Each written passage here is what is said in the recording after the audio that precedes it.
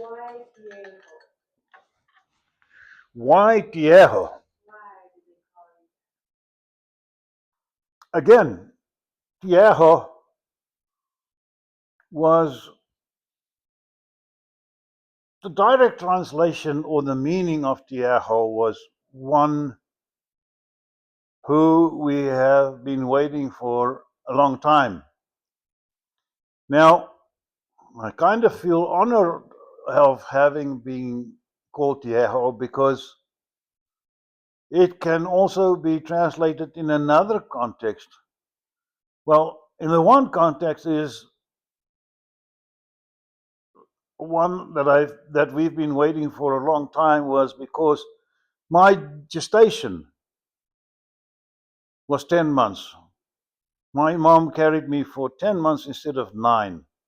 They obviously knew from the kitchen staff, etc., that she was pregnant when she became pregnant. You know, they would talk. Women are women. And so they knew, that was 10 months instead of 9 months. But on the other hand, I also learned that that name was probably given to me maybe some time after my birth. I don't know exactly when I was named that. And if it was anything to do with leadership or a characteristic, because I was very respectful to the farm laborers. And I know they liked me. So that could be another way of seeing it. I'm not saying it is the case. I'll stick with the first explanation without sounding too full of myself. I was going to ask you, how were you treated by the laborers? Did they like you? I was going to ask you Oh, that. they did. They liked me very much. They always teased me and joked with me. And if I had a problem catching blocky, I didn't have to ask anybody to come and help me catch that damn pony. Any one of them would just say, "Okay, let's go catch that horse." You know. No, they liked me. They treated me very well. Also because there was no malice in me towards them or to their children. Their children were my friends. They were my best friends. Yes, no, we got along very well. What did the dust smell like before rain?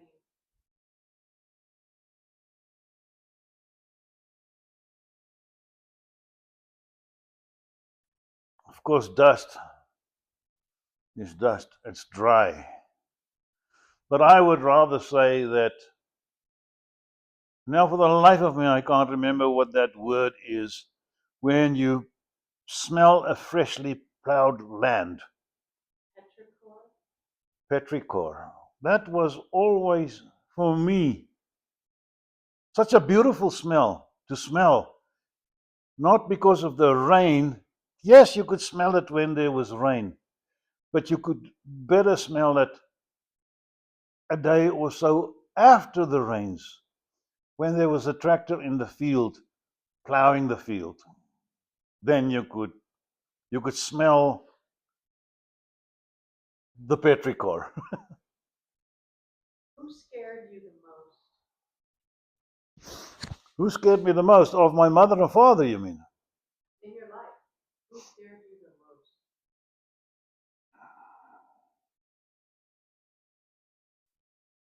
the most? Um, Not really scared. I was maybe afraid of a reaction. I had big respect for my father. So if I was naughty, I knew what was coming, because if I did something naughty and it deserved the spanking, I knew I was going to get it. My mother, not so much. My grandfather on my mother's side, that was a different story. He was a very soft-spoken, soft-hearted person. But one day, I was 5 years old, just after I got my first pellet gun. I thought I'd shot I saw this duck swimming on the pond or on the one mud dam. And I stalked the thing and I stalked the thing until I was just behind the wall of the one barn. And I popped the barrel around the corner and I shot that Muscovy, not realizing it was a Muscovy, a domesticated duck. I thought it was, at first, I thought it was a wild duck, But obviously, I shot the wing and it broke the wing. So, had it been a wild duck, the thing couldn't take off. But I'm shooting with a pellet gun. And this thing just wouldn't die. I don't know how many shots I shot that thing till I eventually killed the duck. But by then I had realized that it was a Muscovy and it was one of my grandpa's Muscovies. So I just knew. My father believed in gun manners and you don't shoot at anything unless you intend to kill it or you want to kill it. And I really thought I was shooting initially. I don't know if it was the light or the early morning or late the afternoon, but I thought it was a wild duck. And at first I was happy when I shot the thing. And after the first and second and third shot, I realized, oh my goodness, this is a Muscovy. This is my opa's. Opa Kwesi's Muscovy. And luckily, we were departing the following morning. So my Opa did not know about this. And I didn't say anything. So we were departing the following morning back to Wintershoek. And that evening, phone rang. And I heard my mom speaking to her dad. What? What did he do? He did what? And I knew. He was calling about that Muscovy. You're how old? I was 5 years old. And of course, my mom told my dad. My dad, he didn't spank me or anything like that. He said, that's not his business. You sort it out with your grandpa when we see them again. I had the fear of God in me to visit my grandpa because I did not know what he was going to do with me. So talking about afraid of somebody, I was afraid of what lay ahead. I wasn't afraid of my grandpa, I was afraid of what lay ahead. But generally speaking, I was not afraid of this or that. Who made you laugh the hardest?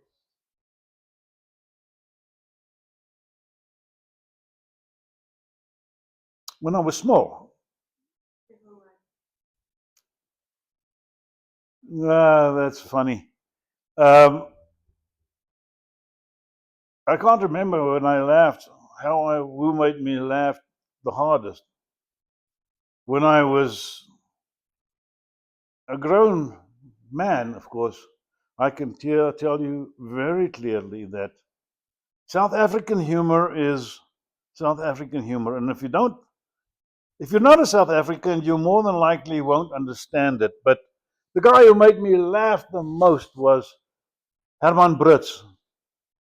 And I used to work for him in his law offices in Nailstrom, where we lived. That's when I quit hunting. And Herman, he could come up with the funniest sayings. One that I clearly remember. He had just bought a new BMW. And he had parked it in front of his house one afternoon when he came back from work. And I went to visit him, and he came out, of course, to come and welcome me, walking past his parked BMW. And to his disgust, he looked at the dove droppings poop on the hood of his BMW. And he says, "Look at this! Look at these damn doves that now they've crapped on my car." He says, "It's my car, and I don't even crap on it." You have a lot of stories about that man. Oh, he was so sharp-witted, man. I really missed him. I really got along so well with him. What animal taught you humility? Humility. Of course, you have respect for elephant. Of course, you have respect for buffalo.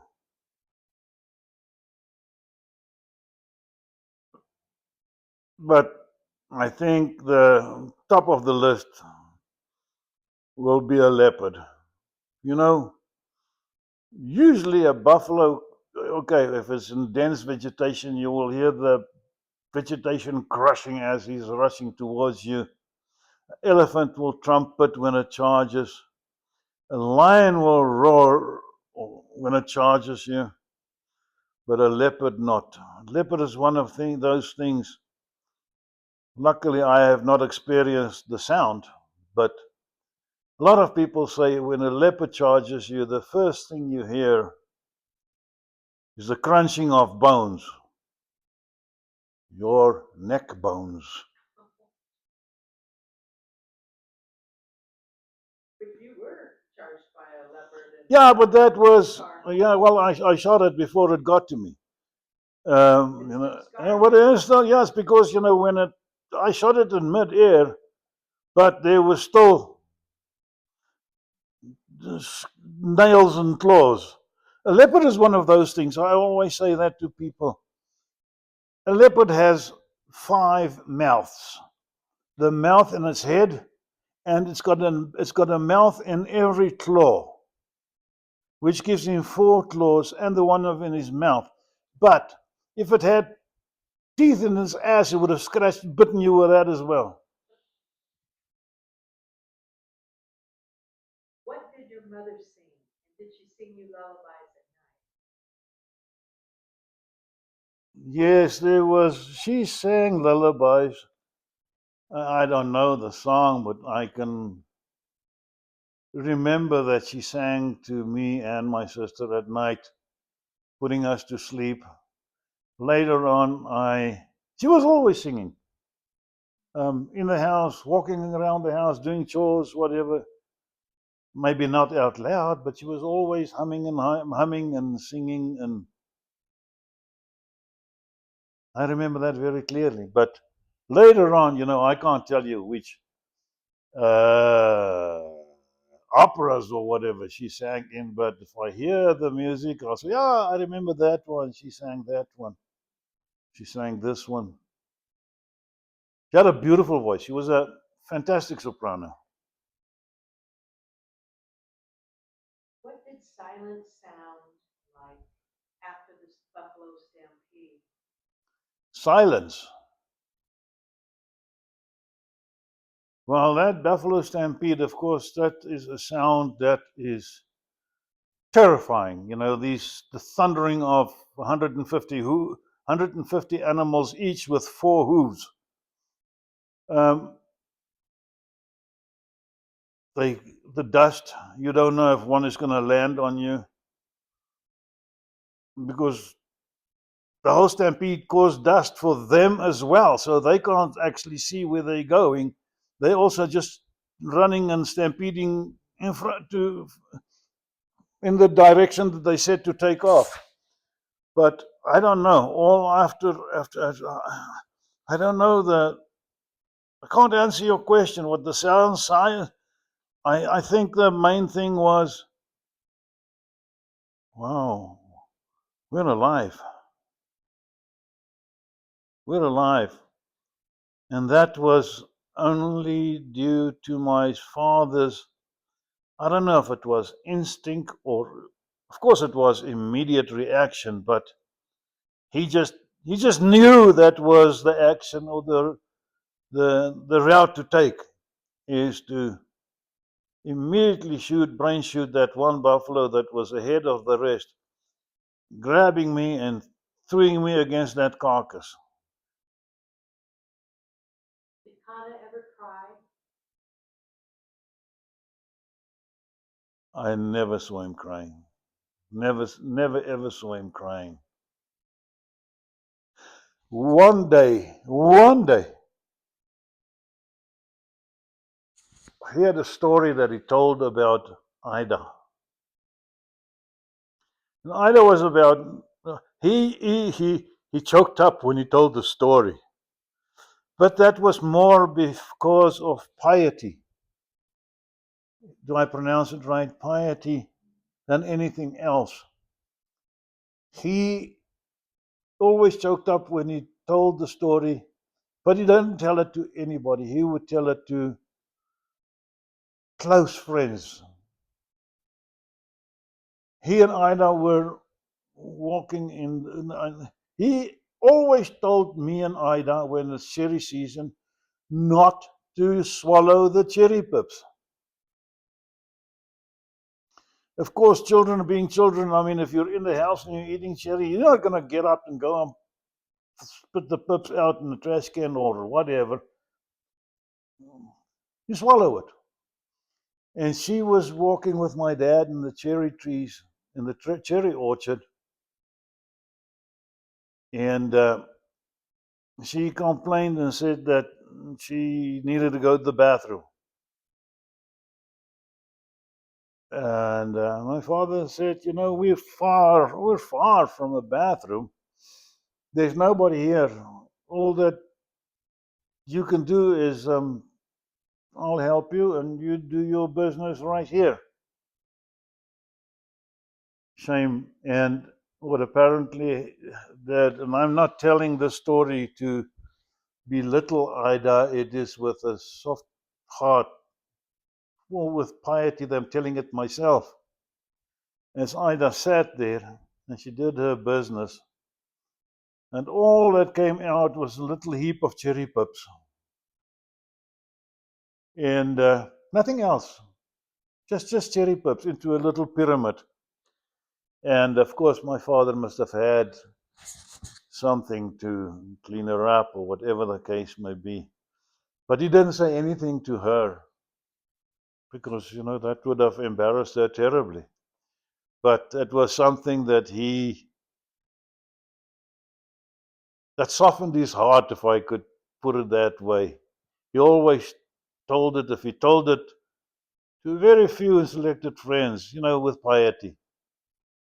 And when he did that, I could see that he's got a shiny bit of an eye. He was choking up a little bit. Did he feel bad because she was still cherry pips? Or No, he was just, oh, my little girl, you know, shame, her papa's little girl, shame, shame, shame, you know. There's no poop, there's just cherry pips, you know. what does Louis cry about?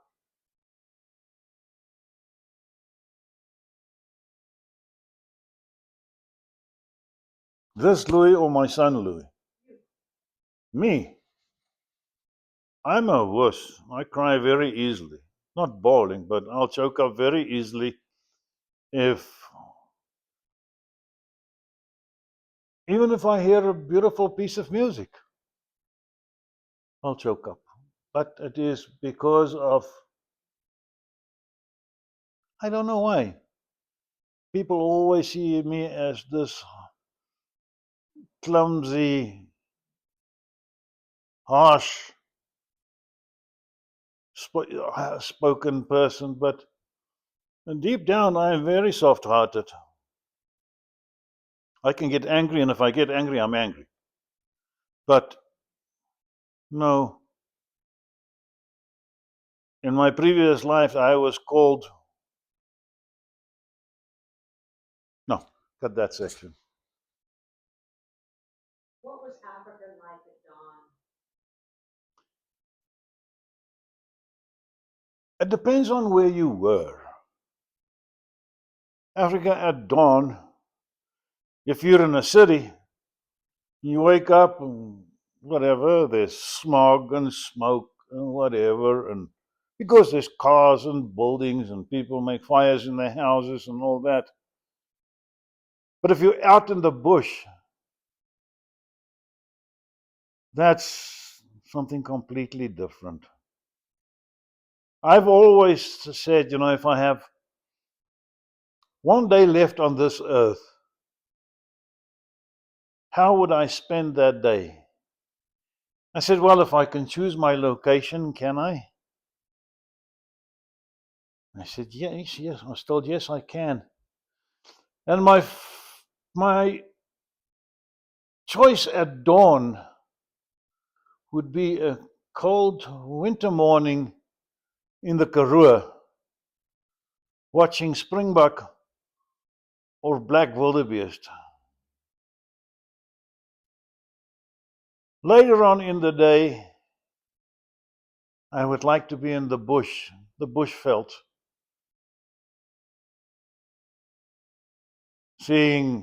watching wildlife, whether it's kudu, impala, whatever the case may be, anything to do with wildlife, dangerous game, whatever. Lunchtime, or shall I rather say after lunch, the afternoon again, I would like to be in the bushveld, area that's very, very dear to me. And at sunset,